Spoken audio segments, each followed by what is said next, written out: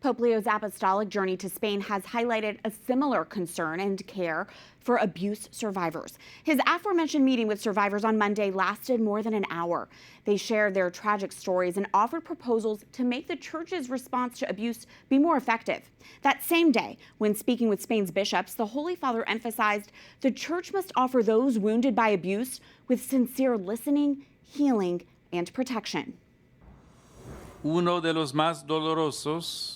most painful encounters is with those who have been wounded precisely by those who were supposed to care for them, including members of the clergy. Faced with this scourge, the ecclesial community is called to respond with listening, truth, justice, reparation, and an even more determined commitment to prevention and a culture of care. The Catholic Church in Spain continues to reckon with decades of abuse that have only come to light in the last few years. Earlier this year, the Spanish Bishops' Conference reached an agreement with the government to set up a process to provide support and compensation to abuse survivors. During his meeting with survivors, Pope Leo assured them of his closeness and his commitment to make the church a safe place where wounds can be healed. Earlier on Monday, Pope Leo made history as the first pope to address Spain's parliament. He used his speech to make a forceful appeal for the country's politicians to defend life at its most vulnerable. Can a community that casts into the shadows the unborn child, the elderly, the sick, those who suffer in silence, or those who depend entirely on the care of others, be called fully just? The defense of human life is neither a partisan issue nor a confessional interest. It is a goal of civilization. Every human life must be recognized and safeguarded, from conception to its natural end, in every circumstance of its existence. The traditionally Catholic country faces political polarization and decades of secularization. Pope Leo's historic speech indicates a greater acceptance of the church in Spain's political sphere. His address ended with a 7-minute standing ovation and shouts of "Viva el Papa" from lawmakers. The Holy Father also used his speech to emphasize the dignity of migrants, a contentious issue in Spain and a major theme of this apostolic journey. And in his final stop at the Canary Islands, once the epicenter of the European migration debate, Pope Leo again emphasized the dignity of migrants, a dignity he says has no passport. In his strongest comments yet on the issue, he emphasized that migrants are faces, not statistics, and said the church cannot remain silent about those who lose their lives making the perilous journey from West Africa to Europe. On Friday, he visited a migrant camp to hear directly from survivors of the crossing and told them he will remember them in his prayers. The Pope's departure from the Canary Islands on Friday afternoon did not go as expected. The papal plane experienced a technical problem that delayed the flight by 2 hours. Videos show the Holy Father getting off the plane to wait for the issue to be resolved. King Felipe VI offered to the Holy Father his small private jet. That kind gesture ensured that Leo could safely return home to the Vatican, but means that the dozens of journalists waiting for the traditional in-flight presser aboard the papal plane returned home without their sound bites. Joining us now from Rome to break down the major Catholic headline news this week from the U.S. to Spain and beyond is a veteran Vatican journalist. Francis Rocca is senior Vatican analyst for EWTN News. Frank, great to see you. Thanks for being with us. I want to start with the news in the U.S. first. The U.S. Catholic bishops this week passed revisions to the nearly 25-year-old Dallas Charter. That's, of course, the landmark bishop's document on the clerical abuse of minors, first released in 2002. Kansas City's Archbishop McKnight, he told me this week he believes the Dallas Charter should be honored as a historical document written for its time, but it's time for something new now. Frank, can you offer some context about the significance of this document and what it's meant for the U.S. Church? Well, thanks, Catherine. Of course, the Dallas Charter came in the wake of the explosive revelations in Boston about the sexual abuse there and the cover-up of that abuse. And then, as we know, that spread across the country, and we're still dealing with the fallout from that. It's just it was a really critical and traumatic moment in the history of the church. And so there was this response by the U.S. bishops. They had for the first time national guidelines on reporting, on disciplining of clergy and on safeguarding of children. So really a broad range of things with more transparency and certainly it was by far and I think probably safe to say it remains the most rigorous and transparent set of measures in the global church, in the universal church.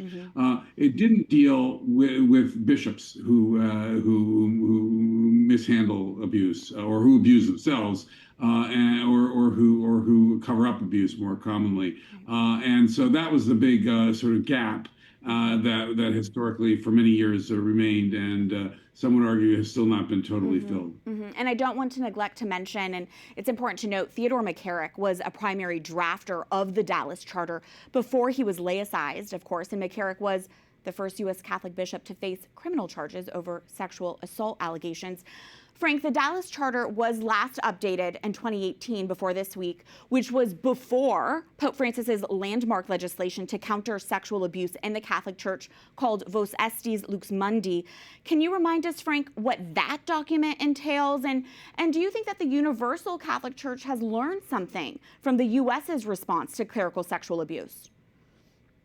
Well, I think, yeah, it's interesting you mentioned McCarrick. I mean, ironically, he was not only a key person in the creation of the Dallas Charter, but then his own case, his own scandal, which broke in 2018, was the impetus for more movement. So in that case, not by his own choice, of course, but in 2018, the U.S. bishops were very concerned because he was one of them, and they tried to investigate this themselves. They got limited cooperation from the Vatican. They also, in 2018, that same year, they had some proposals that would have involved outsiders having a role in, trying to keep the bishops honest in evaluating, in judging bishops and disciplining bishops and investigating bishops before judging and punishing them when they mishandled abuse or when they abused themselves. The Vatican put a stop to that, but it produced its own legislation, which you just mentioned. That involves investigation by the metropolitan archbishops who lead the provinces, and then eventually it goes to Rome. People have criticized that process for not being very transparent, being inconsistently applied under Francis. Now we have a new pope, still relatively new pope, and we'll see how that goes forward. From the U.S. to Spain, Pope Leo himself made it a priority on his agenda this week to sit down in Madrid with 6 survivors of clergy sexual abuse. What more can you tell us about this meeting, Frank? And how is this in line with how our Holy Father has responded to the topic of abuse before? Well, it's interesting. Pope Benedict was the first pope to meet with abuse victims, and he did so several times. And I think I want to say half a dozen times on different international trips in the United States, including. Pope Francis did it less often. He did do it in the U.S. and some other places, but he didn't do it automatically. This is now Pope Leo gave an interview last year in which he said that obviously sex abuse is a terrible thing and it needs to be addressed and continually addressed and guarded against. But he said a couple of things that were interesting. He said, one thing, we got to make sure that the rights of the accused are preserved. So that was kind of a qualification. In other words, we can't assume that everybody who's accused is actually guilty. And he also said that this is not the main. I don't have his exact words in front of me, but he stressed this is not the main activity of the church, apologizing and correcting sex abuse. He seemed to want to put it in proportion. But here he goes to a country now. As far as we know, he didn't meet with sex abuse victims in his earlier trips in Lebanon or in Africa. But Spain is a country where there has been a lot of turmoil and a lot of trauma. And a report that a few years ago that the church had covered up a number of cases and so forth. And so I think he felt clearly that he needed to make this gesture. First papal trip in 15 years to Spain, he needed to make this gesture. Frank, Pope Leo has had an absolutely packed schedule during this apostolic trip to Spain, with instantly iconic images, including when he blessed the tallest church in the world, the stunning Sagrada Familia in Barcelona, and its final sphere. It was seen as a highlight of the trip, with an estimated 120,000 people lining the street for the event. But Frank, I want to talk to you now about Pope Leo's speech to the Spanish Parliament on Monday, where he received a 7-minute plus standing ovation. Many of the headlines described it as a speech about immigration. But Frank, what would you say was the Holy Father's core message to Spanish lawmakers? Well, he did. That was the first big event. It was the keynote speech of the whole trip, which, by the way, it's worth stating is an extremely long trip. It stretched out over 7 days. The trip to Western Europe, that's unusual, even among the popes who went to Western Europe more often than Francis, who didn't.